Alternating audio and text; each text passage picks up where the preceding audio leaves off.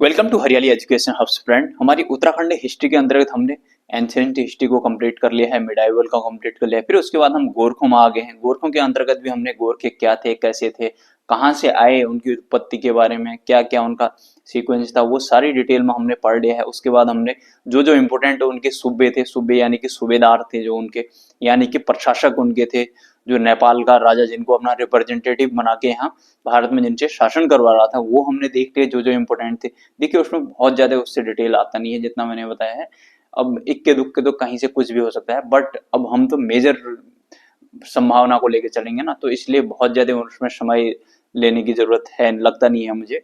अब हम गोरखों के जो प्रशासन है इसमें चले जाते हैं सीधे। देखिए अगर इसमें प्रशासन की बात करें तो सबसे पहले हम इनका सैन्य प्रशासन देखेंगे। सैन्य प्रशासन इनका जो मिलिट्री एडमिनिस्ट्रेशन कैसा था, सैन्य प्रशासन, ठीक है। सैन्य प्रशासन की बात करें तो हमने कल भी देखा था, इनकी दो प्रकार की सेनाएं थी, ठीक है। सेना दो प्रकार से विभाजित थी, दो तरह से विभाजित थी।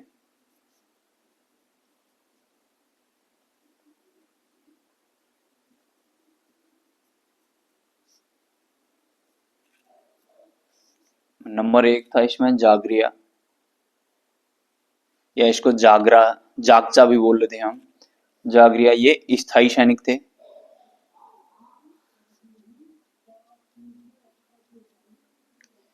ये स्थायी सैनिक हुआ करते थे। दूसरी की बात करें तो हम ढाकरिया, या इसको ढाकचा भी बोल लेते हैं हम। ढाकरिया ये क्या थे, हमारे अस्थायी सैनिक थे। अस्थायी सैनिक, अस्थायी सैनिक को हमने देखा था कि इनको 2 साल के लिए रखते थे, ठीक है। और इनको अस्थायी वालों को लोकल से ही ये क्या करते थे, अपने में शामिल कर लेते थे। और इनको स्थायी वालों को क्या करते थे, नेपाल से ही लेकर आते थे, ठीक है। इतना ध्यान में रखना, ये चीज मैंने कल भी बताई, ठीक है। अब मिलिट्री एडमिनिस्ट्रेशन आ रहा है, अभी सैन्य प्रशासन आ रहा है, तो ये चीज मैंने यहाँ पर बता दी, ठीक है। ये औजार निर्माण केंद्र की बात करें, इनका औजार निर्माण केंद्र, निर्माण केंद्र, ये डोटी में था।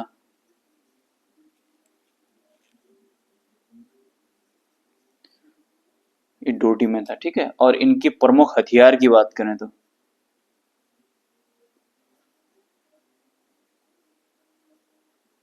प्रमुख हथियार, ये खुकरी हुआ करता था, खुकरी, ठीक। इनका प्रमुख हथियार था खुकरी, ठीक है। देखिए इनके समय में अगर एक चीज देखें तो एक अन्य चीज कि दास मंडी हुआ करती थी इनके समय में। दास मंडी, इनके समय में दास मंडी हुआ करती थी। ये उत्तराखंड की बात करें तो उत्तराखंड में भीमगौड़ा बैराज, हरिद्वार में भीमगौड़ा बैराज, ठीक है। भीमगौड़ा बैराज में हुआ करती थी ये, भीमगौड़ा बैराज हरिद्वार में जो गंगा में बना है। रिवर सिस्टम बहुत डिटेल में मैंने इस चीज को बताया हुआ है आप लोगों को, ठीक है। उसके बाद अगर यूपी की बात करें तो यूपी के रोहिलखंड में भी होते थे, रोहिलखंड, ये दासों की मंडी लगा करती थी यहाँ पर, ठीक है, इन दोनों जगहों पर, ठीक। इतना ध्यान रखना। इसके बाद हम देखते हैं इनका न्याय प्रशासन, ठीक है। इनके अगर न्याय प्रशासन की बात करें, न्याय प्रशासन बड़ा इनका इलॉजिकल था, कोई साइंटिफिक नहीं था। मतलब कुछ भी, मतलब ये समझ लीजिए कि मनमानी थी इनकी, मतलब कुछ भी उल्टा पुल्टा इनको करते थे, इसमें कोई लॉजिकल नहीं था ये। न्याय प्रशासन, न्याय प्रशासन, ठीक है। न्याय प्रशासन में क्या होता था, विवादों का निपटारा वैचारिक या विचारी नामक अधिकारी करता था। इनका जो विवाद होते थे, विवादों का निपटारा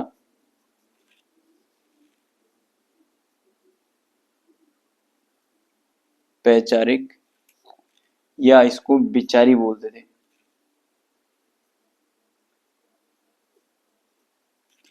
विचारी नामक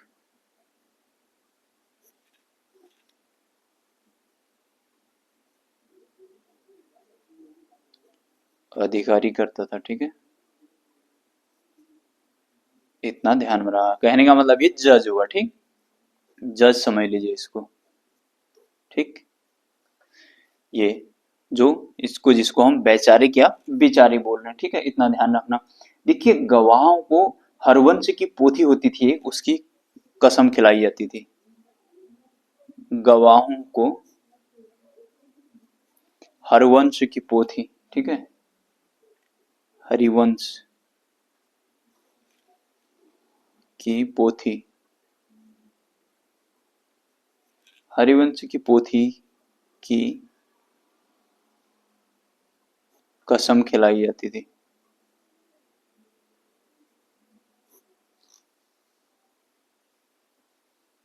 खिलाई जाती थी, ठीक है। देखिए जैसे ना अपने कोर्ट में क्या होता है, हमारे कोर्ट में वहां पर क्या गीता की कसम खाने को बोलते हैं ना उन लोग, तो इस प्रकार से इनकी क्या है, हरवंश की पोथी, ठीक है, इसको ध्यान रखना। ये गवाहों को क्या करते थे, हरवंश की पोथी की कसम खिलाते थे, इतना ध्यान रखना, ठीक है। और न्याय हेतु दीव या दीप प्रथा बोलते थे, उसका प्रचलन था। न्याय हेतु दीप बोलते थे इसको, दीप या दीव बोलते थे, प्रथा का, या दीप भी बोलते हैं इसको, अलग अलग जगह अलग अलग लिखा रहता है, ठीक है। प्रथा का प्रचलन था।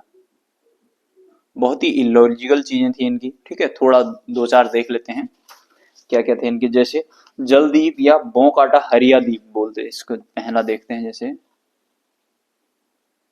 थोड़ा सा इसको सेंटर में ले आता हूँ। देखिए जैसे जलदीप, जलदीप या इसको क्या बोलते थे, बौ काटा हरिया दीप। बौ काटने का मतलब तैरना हुआ, बौ काटा हरिया दीप, ठीक है। ये बौ काटा हरिया दीप कहते हैं इसको, ठीक। अब इसकी बात करते हैं, इसमें होता क्या था। देखिए इसमें होता क्या था ना, वादी तथा प्रतिवादी के बच्चे को पानी में डुबाया जाता था। जो देर तक पानी में रहता था वह निर्दोष माना जाता था, ठीक है। देखिए वादी तथा प्रतिवादी, देखिए वादी का मतलब क्या, वादी का मतलब जो विवाद लेकर जाएगा, ठीक है। इसका मतलब क्या हुआ, जो विवाद लेकर जाएगा, विवाद लेकर जाएगा, यानी कि शिकायतकर्ता बोल लीजिए इसको, ठीक है। और प्रतिवादी क्या हुआ, डिफेंडर, जो बोलेगा कि जिसके बारे में शिकायत करेगा वो बोलेगा ये डिफेंडर हुआ, ठीक है। ये बोलेगा कि मैंने नहीं किया, ये झूठ बोल रहा है, ऐसा वैसा वाला उसका, जिसके अगेंस्ट ये शिकायत कर रहा होगा, ठीक है, प्रतिवादी। आशा करता हूँ समझ गए होंगे, ठीक। वादी तथा प्रतिवादी के बच्चों को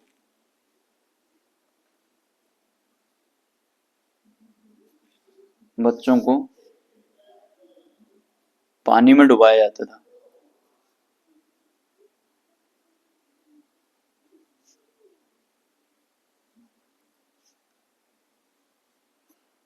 डुबाया जाता था जो देर तक पानी में रहता था, जो देर तक पानी में रहता था वह निर्दोष साबित होता था।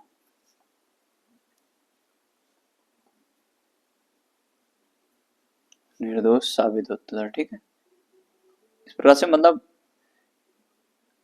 निर्दोष साबित किया जाता था उसको, ठीक है।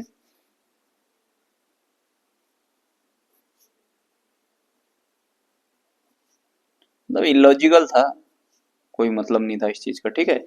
सिंपल सा क्या किया, ऐसे पानी में डुबाया दोनों का मुंह, अब जो देर तक जिसका मुंह डूबे रहेगा उसको निर्दोष साबित कर दिया और दूसरा दोषी साबित कर दिया, ठीक है। ये होता था इस प्रकार से, बड़े इलॉजिकल रहते थे इनके ये। ऐसे ही दो चार द्वीप और देख लेते हैं, उसके बाद हम नेक्स्ट टैक्स सिस्टम देखेंगे इनका, ठीक है।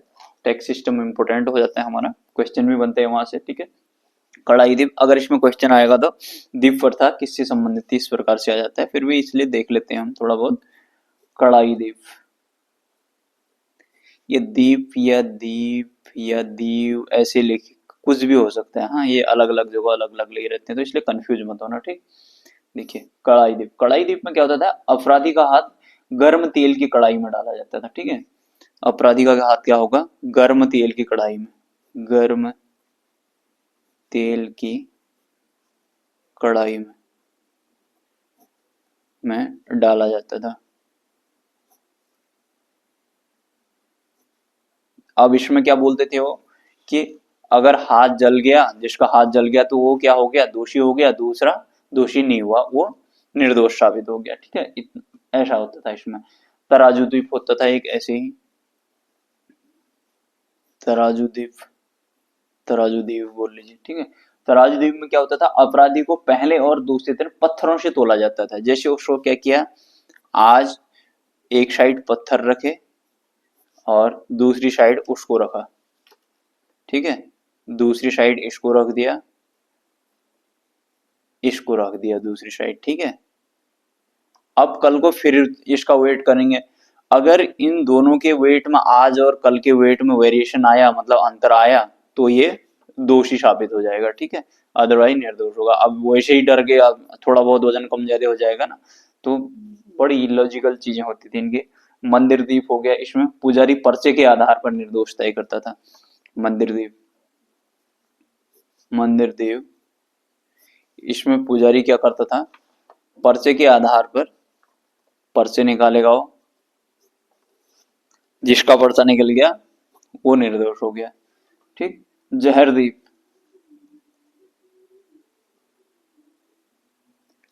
जहरदीप देखिए अब कितना बड़ा अत्याचार होता था। जहरदीप में क्या करेंगे, विष पिलाया जाता था, इसमें विष पिलाया जाता था, विष पिलाया जाता था, और जो मर गया वो दोषी और जो नहीं मरा वो निर्दोष, ठीक है।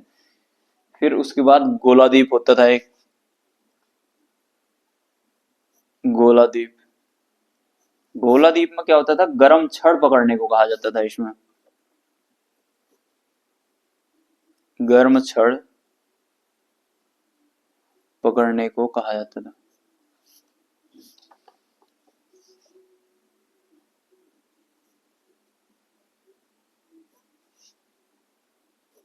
गर्म छड़ छड़ पकड़ने को कहा जाता था, गर्म लोहे की सलाखें पकड़कर चलते थे।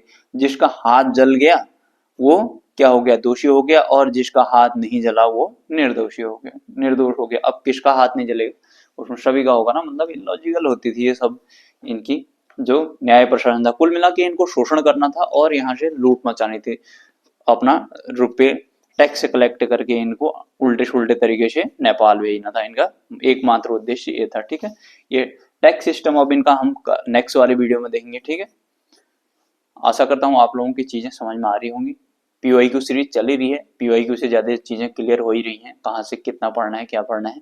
पीवाईक्यू डेली हमारे सीरीज चल ही रही है, एक दिन पीवाईक्यू और ये चीजें मैं बीच बीच में थ्योरी वाला सेक्शन भी लाते रहता हूँ, पीवाईक्यू लाते रहता हूँ, बस ये चीजें कंप्लीट हो जाएंगी, ठीक है। हमारा इसके बाद टैक्स सिस्टम चल पड़ जाता है गोरखों में, उसके बाद फिर हम टैक्स सिस्टम के बाद देखेंगे कि इनका जो युद्ध, मतलब यहाँ पर क्या होगा, फिर अंग्रेज क्या करेंगे, इनके ऊपर अटैक करेंगे, और अंग्रेज अटैक करने के बाद क्या करेंगे, इनको भगा देंगे, यहाँ से हरा देंगे, संगोली की संधि वगैरह होगी, उसके बाद अंग्रेजों का शासन चल जाएगा, ठीक। अंग्रेजों का शासन फिर वही 1815 से ई गार्डनर वगैरह से कमिश्नर स्टार्ट करेंगे, ट्रेल वगैरह इस प्रकार से आते जाएंगे, तो उनको देखते देखते फाइनली हम अंग्रेज भी कंप्लीट कर लेंगे, आगे आएगा वो डिटेल में। तो चलिए फ्रेंड्स, इतना ही करते हैं, आप लोग अपना ध्यान दीजिएगा, बाय बाय, टेक केयर। जो नए साथी हैं तो आप लोग जाना प्लेलिस्ट में, बहुत सारी चीजें डिटेल में मैंने बता रखी हैं, बहुत सारी, क्या उत्तराखंड का आधे से ज्यादा पोर्शन कंप्लीट कर दिया है।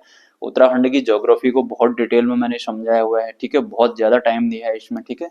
उत्तराखंड की ज्योग्राफी में, उत्तराखंड की हिस्ट्री भी इतना डिटेल में पढ़ा ही रहा हूँ, ठीक है, इससे बाहर थोड़ी कुछ जाता है यार।